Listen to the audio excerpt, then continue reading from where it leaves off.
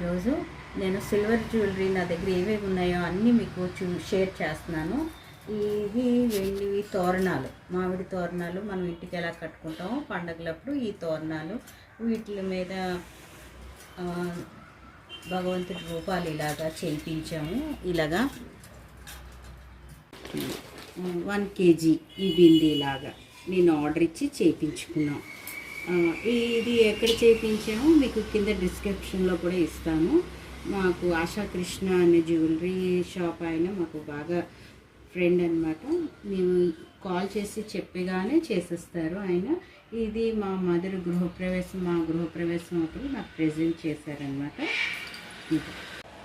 ఇది నా ఫ్రెండ్స్ నా గృహప్రవేశం అప్పుడు ప్రెజెంట్ చేసినవి అనమాట.